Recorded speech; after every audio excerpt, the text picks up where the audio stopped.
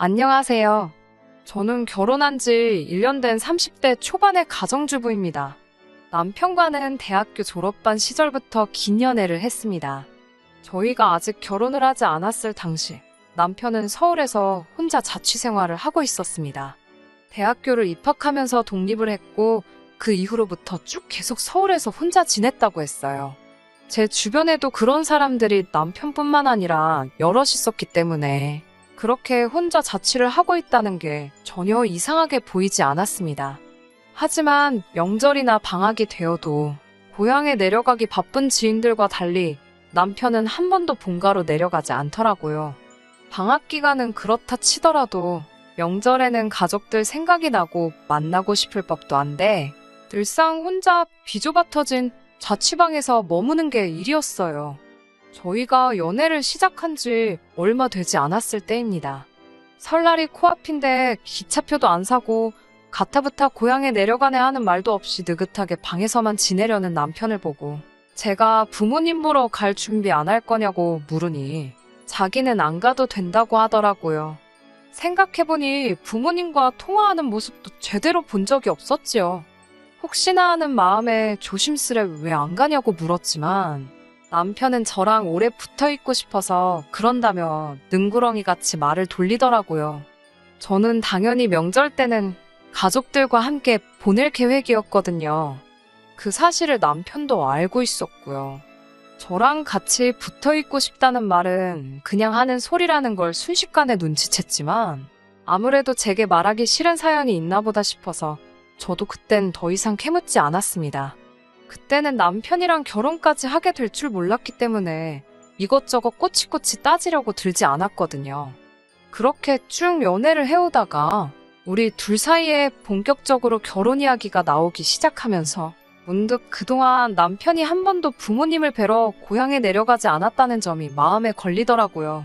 저는 부모님과 같이 살고 있었기 때문에 꽤나 길었던 연애 기간을 거치며 당시 남자친구였던 남편을 저희 가족들에게 이미 소개시킨 지 오래였어요.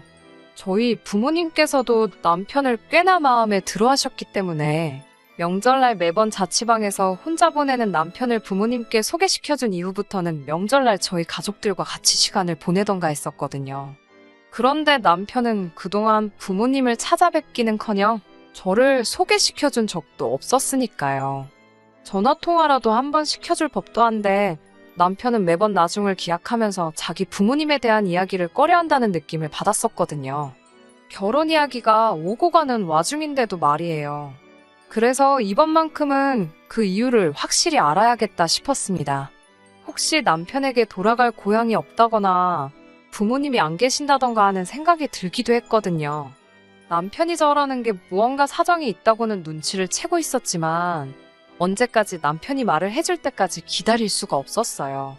결국 며칠간 고민한 끝에 남편에게 시부모님 되실 분들에게 정식으로 인사를 드리러 가고 싶다고 제가 먼저 말을 꺼냈습니다. 제 딴에는 남편의 정확한 대답을 듣기 위해 돌려서 물어본 거였다고 생각했는데 저의 제안에 남편은 난처해 보이는 눈치였습니다. 저는 다시 한번 어차피 상견례를 하게 되면 양가 어른들 다 모셔야 되는 거 알지 않냐고 적어도 그 전에 저를 부모님께 인사드리고 싶다고 채근하듯이 이야기를 하니 남편이 잠시 망설이다 저에게 털어놓을 게 있다며 자초지종을 듣고 놀라거나 자기를 다르게 생각하지 말아달라고 부탁하더군요. 그런 남편의 말이 꽤나 비장하게 들려서 저도 어느 정도 각오를 했지만 남편이 들려준 이야기는 저에게는 꽤나 충격적인 이야기였습니다. 남편에게는 세 분의 아버지가 계시다고 했습니다. 첫 번째 아버지는 남편이 세상에 빛을 보게 해주신 친아버지입니다. 하지만 남편이 태어나고 얼마 지나지 않아서 불의의 사고로 세상을 떠나셨대요. 워낙 남편이 어렸을 때 일이기에 사진으로 본 얼굴만이 기억에 있을 뿐 친아버지와의 그 어떤 추억도 없다고 했습니다. 친아버지가 돌아가시고 나서 반년 정도 지났을 무렵 시어머니는 동네에서 세탁소를 운영하던 분과 재혼을 하게 되셨대요. 그분이 바로 시어머니의 두 번째 남편입니다. 남편에게는 그분이 진짜 아버지나 마찬가지였다고도 하네요.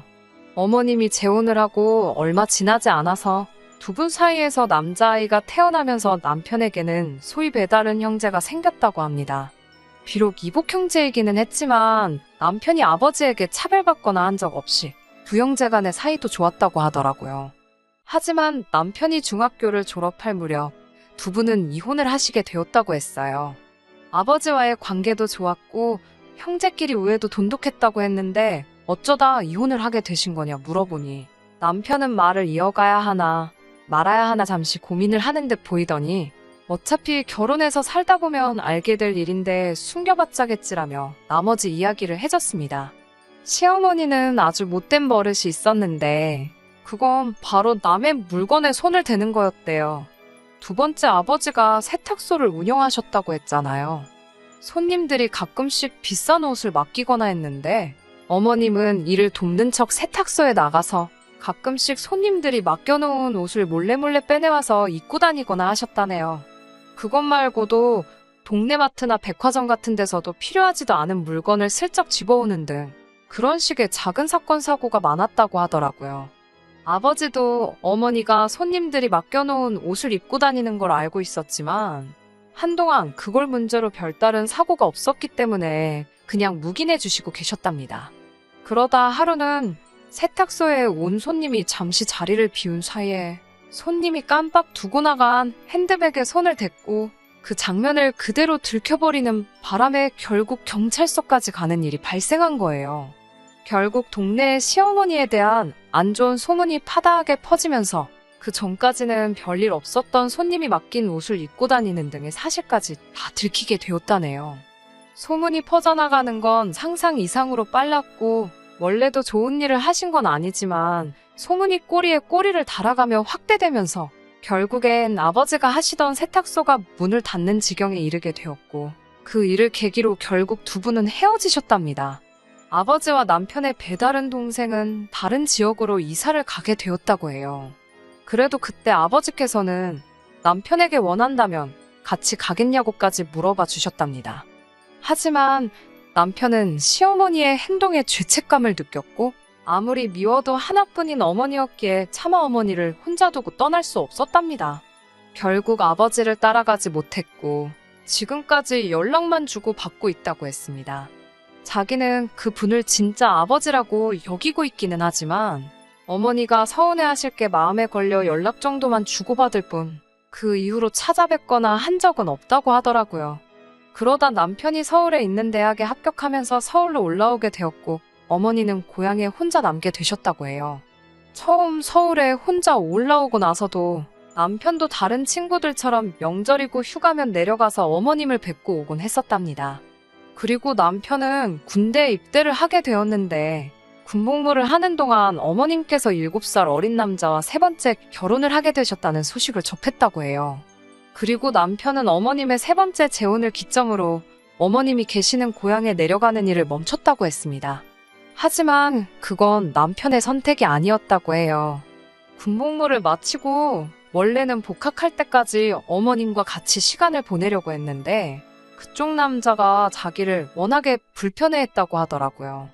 안 그래도 서울의 자취방만 다시 구하게 되면 고향을 뜰 생각이었는데 어머님께서 매일같이 서울에는 다시 언제 올라가냐고 보채던 모습에 도망치듯 혼자 서울로 올라왔다고 합니다.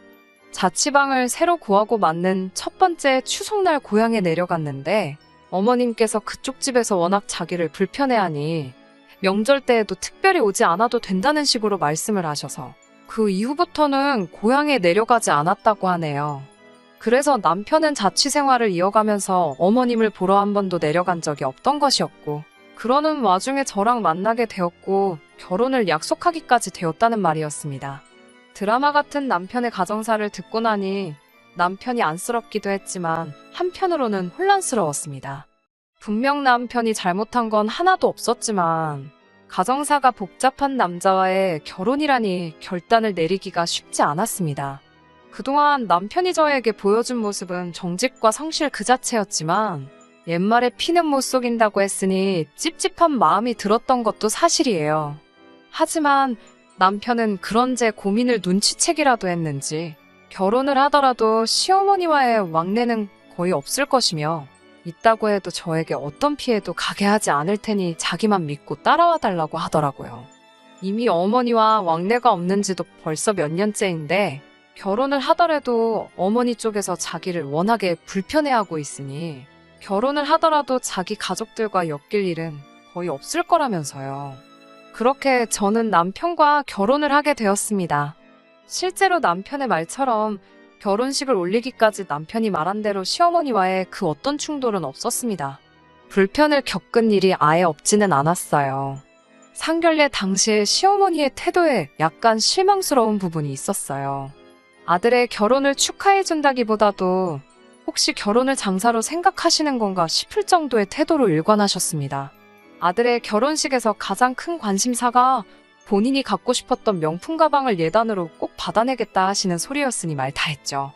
상견례 자리인데도 남편은 몹시 화가 나서는 그런 식으로 나오실 거면 결혼식도 아예 나오시지 말라고 어머님께 큰 소리를 치더라고요. 그 모습이 참 믿음직스러웠습니다. 남편은 어머님과 관련된 일로 제가 신경 쓸 부분이 없도록 하겠다고 호언장담을 했어요. 상견례 당시에 보여준 모습도 있었기 때문에 그 모습이 신뢰가 갔습니다. 하지만 남편이 다짐과는 달리 생활은 생각하지 못한 방향으로 흘러갔습니다. 저희가 결혼하고 얼마 되지 않았을 때입니다. 시어머니께서 저에게 다시 저희 남편과 옛날처럼 잘 지내보고 싶으니 저더러 중간다리 역할을 잘해줬으면 좋겠다는 연락을 받게 되었습니다. 그때만 해도 저는 정말 어머님께서 순수한 마음으로 남편과의 관계 회복을 위해 노력하고 싶으신 걸로만 생각했습니다. 그리고 몇 주 뒤 시어머니께서 서울에서 지내게 되신다는 소식을 접하게 되었습니다. 지금 같이 살고 계신 분에게는 20대 중반의 딸이 있는데 그 딸이 저희보다 몇 달 먼저 시집을 갔다는 사실은 상견례 때 어머님이 말해줘서 이미 알고 있었어요. 저희 결혼식 날짜를 그 딸의 출산 예정일에 맞춰서 했으면 좋겠다고 하셨으니까요. 2번 왔다 갔다 하기 싫으시다고 하시면서 말입니다. 아무튼 그 신호가 이번에 출산을 하게 되면서 그 딸 산후조리를 해주러 올라오신다는 이야기였어요. 저는 속으로 친딸도 아닌데 산후조리라니 참 대단하시다는 생각을 했습니다. 그런 굉장한 모성애와 책임감을 다른 사람 자식이 아니라 당장 부모 사랑 충분히 못 받고 자란 것 같은 자기 아들에게 주셨으면 어떨까 하는 생각이 들었어요. 솔직히 산후조리를 도와주러 오신다는 말이 살짝 고깝게 들리긴 했습니다. 거기에 이어서 시어머니는 그래서 말인데라며 저에게 전화를 건 본격적인 이유를 꺼내셨습니다. 3주 동안 올라와 계셔야 하는데 그 집은 너무 작아서 당신이 계실 곳이 없다며 저희 집에 계시면 안 되겠냐는 거였어요. 생각지도 못한 부탁을 해오셨기에 당황스러웠지만 저는 시어머니께 그건 어려울 것 같다고 말씀드렸습니다. 솔직히 남편과 피 한 방울 안 섞였는데 신우라는 생각조차 안 들기도 하고 설령 100번 양보해서 그게 제 신우라고 해도 신우 산후조리 도와주러 오시는 건데 왜 잠은 저희 집에서 주무신다는 건지도 이해가 되지 않았습니다. 제가 기분이 나빠 있기도 했고요. 그렇지만 시어머니는 저에게 이참에 저희 집에 계시면서 남편과 오해도 풀고 싶다는 핑계를 대셨습니다. 그 말을 들으니 방금까지 다른 사람 자식 말고 자기 자식에게나 잘하지라고 생각했던 저였기에 무작정 안 된다고 할 수가 없더라고요. 일단 남편과 이야기를 해보겠다고 말씀을 드리곤 전화를 끊었어요. 남편에게 전화를 걸어 방금 있었던 이야기를 전하니 남편은 어이없다며 깊은 한숨을 2-3번 내쉬더라고요. 하지만 남편도 제 눈치를 보는 듯 했습니다. 말투에서 약간 아쉬움이 남아있는 듯한 게 느껴졌어요. 결국 저는 3주밖에 되지 않고 잠만 주무신다 하시니까 작은 방을 내드리자고 했습니다. 솔직히 저는 그런 계산도 했습니다. 이렇게 제가 판까지 다 깔아줬으니 두 사람이 앞으로 어떻게 되든 적어도 내 탓은 못할 거라는 계산이었어요. 그렇게 며칠 뒤 시어머니께서 저희 집에 올라오셨습니다. 3주 동안 아기 봐주러 오신 분 치고는 형형색색의 갖가지 옷부터 신발까지 짐이 참 많으시더라고요. 이런 건 문제가 아니었습니다. 진짜 골치가 아팠던 건 아기를 봐주러 가신다는 분이 아침마다 패션쇼를 하셨다는 거지요. 당신 옷과 가방뿐만 아니라 제 물건까지 손을 대시면서 말이에요. 물론 저에게 말로는 한번 걸쳐봐도 되냐, 신어봐도 되냐, 입어봐도 되냐며 허락을 구하듯이 말씀하셨지만 그건 누가 들어도 허락을 구하시는 게 아니었어요. 그리고 일단 제 것을 빌려가시면 제때 돌려주시는 법이 없었습니다. 예를 들어 올해 초봄에는 제가 큰맘 먹고 구매한 명품 가디건이 있었는데 그걸 말씀도 없이 빌려가서 몇 날 며칠을 입고 계셨어요. 결국 제가 돌려달라고 말씀드리니 그제서야 제가 아무 말도 없길래 제가 그걸 시어머니께 그냥 드린 줄 알았다는 황당한 변명을 하시더군요. 그래도 시간은 금방 흘러서 2주하고도 3일이 지났을 때였습니다. 이날의 사건만 아니었다면 저도 남편과 헤어지지는 않았을 거예요. 앞서 말씀드렸다시피 시어머니는 제 옷과 가방을 늘 탐내셨습니다. 그러다 하루는 친정어머니가 저에게 선물로 사주신 명품 가방을 이번에도 저에게 말도 없이 들고 아기를 봐주러 가셨더라고요. 그날따라 저도 저녁에 약속이 있어서 그 가방을 들려고 했는데 가방이 사라진 걸 보고 정말 짜증이 났습니다. 그래도 시어머니께 전화를 걸어 따지는 건 예의가 아닌 것 같아 참았습니다. 그런데 이튿날 드레스룸을 확인했는데 여전히 가방이 보이지 않더라고요. 결국 어머님께 제 가방은 어디 있냐고 물었습니다. 어머님은 신우가 제 가방을 보더니 기저귀 가방으로 쓰기 딱이라며 예쁘다는 소리를 하더해서 그냥 줘버렸다고 하셨어요. 그때는 저도 신경질이 나서 아무리 그래도 제 물건인데 그렇게 허락 없이 마음대로 남한테 주시면 어떡하냐고 한마디 했습니다. 어머님은 저더러 치사하다며 그깟 가방 하나 때문에 시애미를 가르치려 드냐고 오히려 적반하장으로 나오시더군요. 남편이 퇴근한 뒤 시어머니가 잠시 자리를 비우셨을 때 오늘 있었던 일을 이야기했습니다. 남편이라도 적극적으로 제 편을 들어줬으면 좋았겠지만 남편은 어차피 결혼할 때 예단을 안 했으니까 그 가방 하나로 퉁쳤다 생각하라더군요. 예단을 안 했던 이유가 뭔지 기억이 안 나냐고 제가 한마디 했어요. 그런 일이 있었는데 이제 와서 뭘로 뭐를 퉁치라는 말을 하는 거냐고 팔은 역시 안으로 굽는구나 싶더군요. 며칠 뒤 어머님이 약속하신 3주가 되었습니다. 어머님이 며칠이라도 더 있다 가신다고 하면 어쩌나 솔직히 걱정을 했는데 오히려 어머님은 제가 잡기라도 할까 걱정이라도 되는 분처럼 서둘러 짐을 챙기셨어요. 그리고는 저랑 남편이 출근한 새해 인사도 없이 고향으로 내려가셨습니다. 그런 어머님의 모습을 보니 제가 좀 더 싹싹하게 잘해드리지 못해서 그런가 싶어 마음 한켠이 무거워지더라고요. 하지만 얼마 안 가 그 이유를 알게 되었어요. 회사에서 성과급을 받거나 생각지 못한 여유돈이 생기면 저는 금을 조금씩 사모았고 그런 금이 모여 어느새 18K 금반지 4개, 24K 금반지 2개 등으로 늘어나 있었어요. 그런데 어머님이 집으로 가시고 나서야 그 금들이 없어졌다는 걸 알게 되었습니다. 도둑이 들었다면 집안이 난장판이 되어 있어야 하는데 화장품 통에 넣어놓은 금만 사라졌으니 환장할 노릇이었죠. 순간 시어머니가 머릿속에서 스쳤습니다. 시어머니는 옷하고 가방뿐만 아니라 제 화장품도 마음대로 가져다 쓰셨으니까 어쩌면 금을 넣어 둔 화장품통을 열어보셨다가 알게 되셨던 것 같았어요. 저는 고민 끝에 남편에게 금이 없어졌는데 시어머니의 소행 같다고 이야기를 했습니다. 그러자 남편은 한 번도 보여준 적 없던 표정을 하며 저를 믿고 어머니의 과거를 털어놓은 건데 제가 그걸 약점처럼 이용한다고 화를 내더군요. 무슨 소리냐고 정황상 그렇지 않냐고 이야기하는 거라니까 어떻게 며느리가 시어머니를 도둑 취급할 수 있냐고 난리더군요. 분명히 시어머니가 맞는데 그렇다고 들이밀 만한 확실한 증거가 없으니 미치겠더군요. 시어머니 고향에 쫓아가 동네 금은방이라도 다 뒤져야 하나 어쩌나 고민하던 그때 요 근래 시어머니가 시간만 있으면 핸드폰으로 중고시장을 검색하셨던 게 문득 떠올랐습니다. 저는 설마 하는 마음으로 저희 동네와 어머님 동네를 기준으로 검색을 시작했고 오래 걸리지 않아 제 금반지들을 찾을 수 있었습니다. 아니나 다를까 저희 시어머니가 금을 판다고 글을 올리셨더라고요. 금이나 명품은 중고거래를 하면 안 되는데 아마 그걸 모르셨던 모양이에요. 저는 남편에게 그 화면을 들이밀며 이건 어떻게 설명할 거냐고 따졌습니다. 그제서야 남편은 시어머니 고질병이 도진 것 같다며 미안하다고 반지는 자기가 빠른 시일 내에 가지고 오겠다고 하더군요. 저는 됐다고 경찰에 신고하겠다고 했습니다. 남편은 가족끼리 그런 거 신고해봤자 소용없다며 그냥 이참에 진짜 예단했다 생각하고 마음을 비우라고 그러더군요. 그놈의 예단 타령은 어지간히 하라고 제가 남편에게 소리를 질렀습니다. 도둑 엄마 둔 주제에 뭐가 그렇게 대단해서 예단 타령이냐고 소리를 치자 남편이 저더러 말 다 했냐며 자기 앞에 있던 신문지를 저에게 집어 던졌습니다.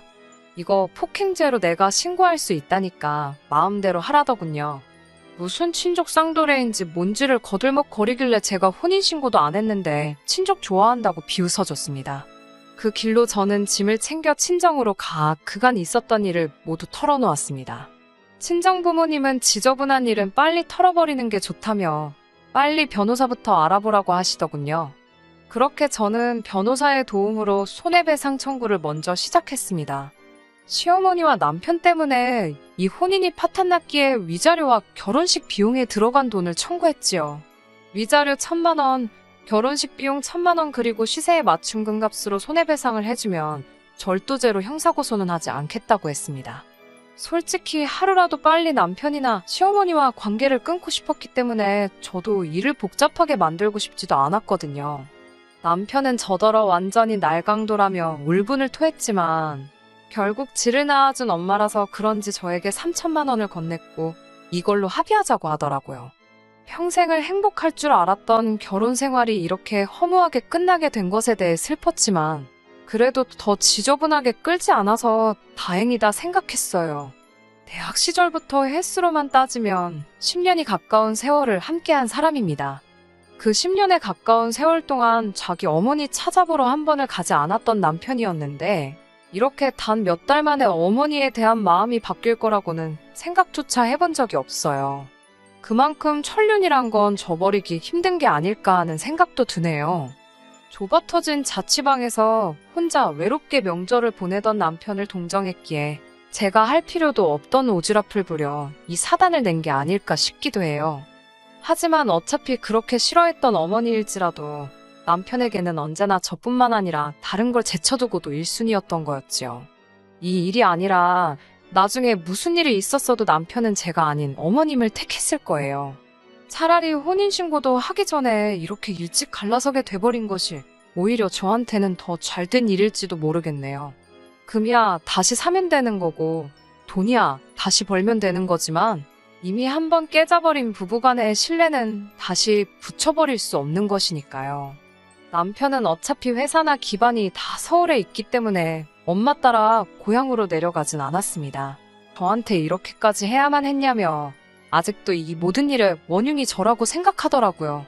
하지만 저와의 결혼 생활을 포기하면서까지 지켜낸 어머님인데도 불구하고 어머님은 남편을 다시 가족의 일원으로 받아주지 않으셨나 봐요. 자기 때문에 아들의 인생이 다시 한번 만신창이가 되었음에도 결국 지난 설날에도 남편은 가족들의 따뜻함마저 느끼지 못한 채 또다시 혼자 외로운 명절을 보내야만 했었나 봐요. 이혼 후에 저에게 그 어떤 연락도 해오지 않던 남편이 후회하고 있다며 연락을 해왔거든요. 자기가 내린 결정에 대해 후회하고 있고 이미 연을 끊어낸 어머니였으니 두 번이 어렵겠냐며 저와 다시 시작하고 싶다고 어렵게 말을 꺼내왔어요. 하지만 더 이상 저는 남편을 위해 싸구려 동정심을 발휘하고 싶지 않았어요. 스스로를 그렇게 고립하고 외로운 삶을 선택한 건 그 누구도 아니고 당신 본인의 결정 아니겠냐고 했어요. 이미 저와도 부부의 연을 한번 끊어낸 사람인데 나라고 두 번이 어렵겠냐. 어머니와 나 사이에서 두 번 다시 당신을 줄다리기 하고 싶은 생각이 없으니 이번을 마지막으로 저에게 그 어떤 연락도 하지 말아달라고요. 스스로 자초한 일이니 그에 따른 책임은 당신이 지는 거라고 했어요. 남편은 앞으로도 쭉 혼자서 그렇게 외롭게 지내게 되겠지요. 제가 나쁜 사람일 수도 있겠지만 한편으로는 남편이 그렇게 평생을 잘못된 결정을 내린 후회 속에서 살아갔으면 좋겠습니다. 저나 남편이나 아직 전기 때문에 두 번째의 기회가 있을 테지만 적어도 이번 일이 남편이 다시 두 번째 기회를 갖게 되었을 때 진짜 중요하게 생각해야 할 게 무엇인지 교훈이 되었을 거라 생각하려고 해요. 아니면 그렇게 평생을 가족이란 울타리 없이 혼자 살아야만 할 테니까요. 끝까지 들어주셔서 감사합니다. 오늘의 사연은 여기까지입니다. 구독과 좋아요, 알람 설정 부탁드리고 더 좋은 사연으로 다시 찾아뵙겠습니다. 감사합니다.